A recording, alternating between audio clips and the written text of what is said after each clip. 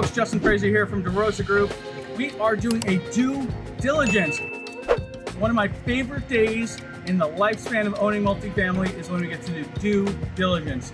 What is due diligence? It's when we get a property under contract and get to find out all the secrets, all the things going on at this property. So we are here investigating everything we can to find out what is true, what is fact, what is fiction about this property. We are going to break it down for you. We're going to explain who the crews are, what we're doing here, why we're here, what we're trying to accomplish, how we're doing it, and what we've learned along the way so far today. Hey guys, I'm Tara. I'm with DeRosa Living, our property management side.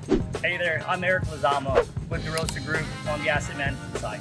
We are at a due diligence event today for a 20-unit deal in Burlington that we are looking to make ours. Eric and I are here, flip sides of the same coin, right? So PM side, I'm here with my team. We've got two teams that are working these 20 units, doing physical inspections, interior, exterior, taking photographs, logging what we see, the good, the bad, and the ugly, so that we can prepare to take this on for management, know what all of our red flags are, know where the things, that are going to cause us problems or cause the residents problems, which then become our problems to address. Then also really looking at what other items we have with resident compliance, following the lease rules and regulations, checking out the parking lot, checking out structure, just generally in discovery finding mode. The AM side though, Eric's functionality here is very different. Yeah, so on the asset management side, we've already done our underwriting. That's complete. We've created our business plan.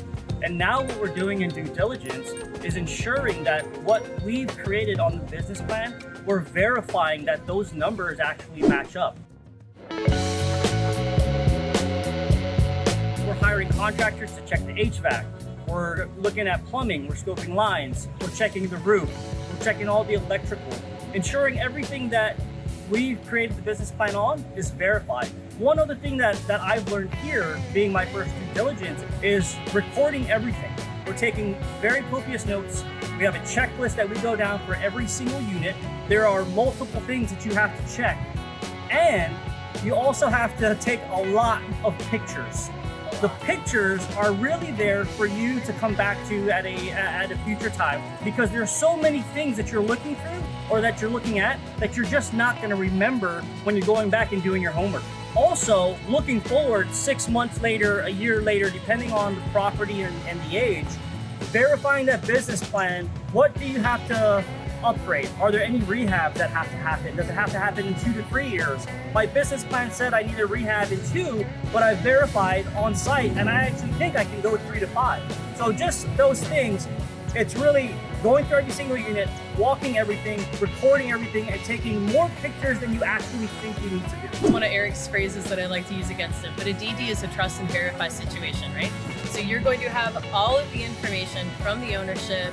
There's a PM company involved from the PM, and you're really just meeting that out. Does it stack up with what you physically see when you're on site?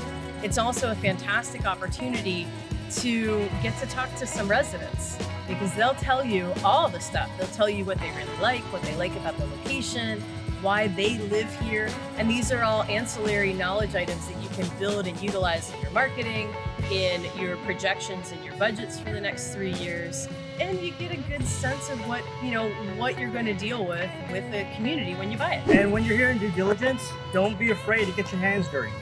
Get your flashlight out, get your gloves out, Get dirty, crawl underneath things, go around things, pick things up, look under things. In addition to downsides, we're looking for upsides. So upsides are things not just including market rent, but there's one part where we underwrote the water bills were included with the rent. During due diligence, we found out that every unit is already sub-metered, but they're not getting charged for the usage. Now that we know every unit is sub-metered, we're gonna go into our underwriting, readjust our business plan, and essentially come in and be able to increase income and therefore increasing your NOI right off the bat. And the benefit is because the sub-metering is already in place, it's just not being actualized. All that heavy lift and the expense has already been done. We just need to effectively flip the switch, turn it on, and so we can start initiating that with new leases and renewals. You're going to capture a better reimbursement on those utilities.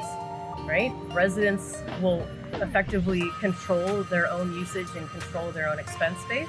And it makes it that much easier to be able to project those expenses moving forward and for the PM side to be able to operate on a monthly.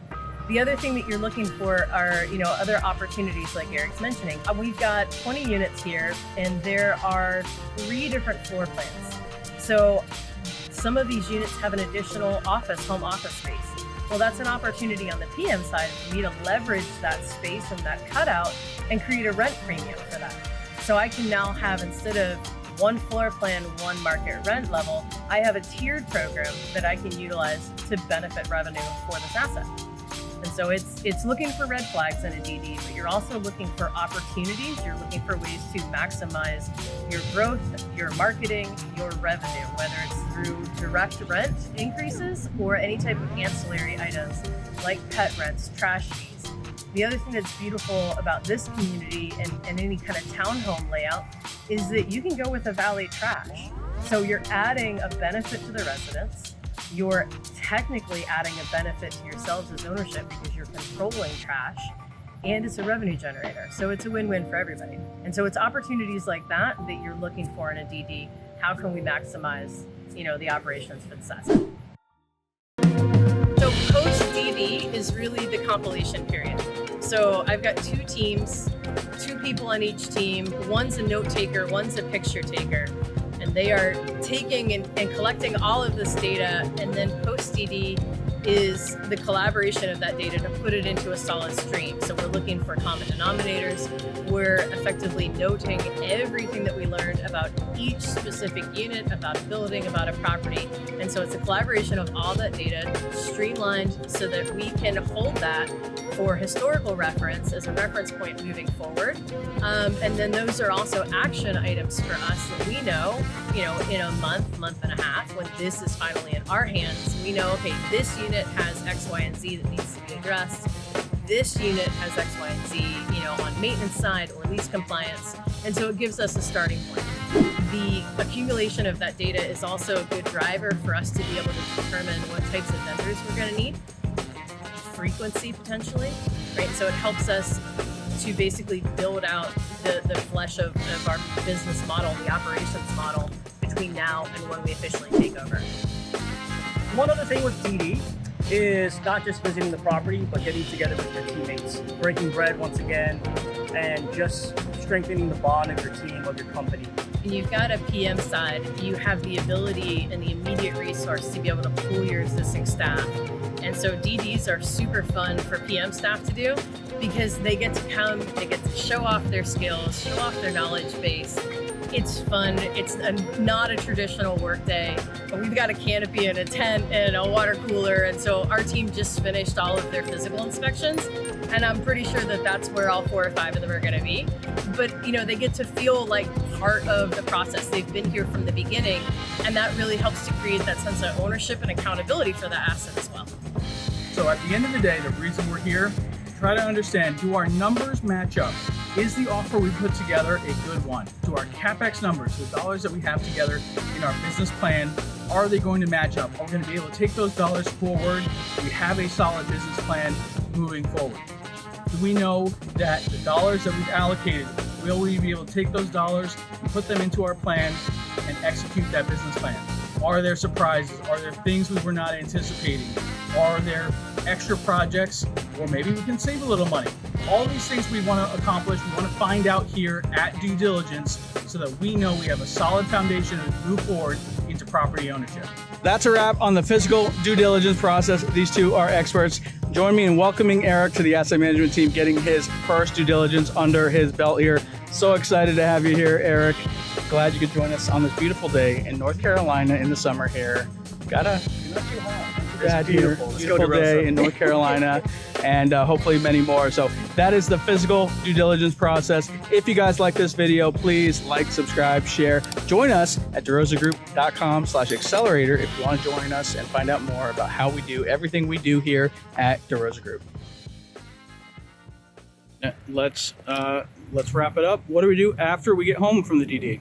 We drink a lot of whiskey. There you go. Yes. And bourbon. Don't forget the bourbon. Yes. That's right. And we ice our knees.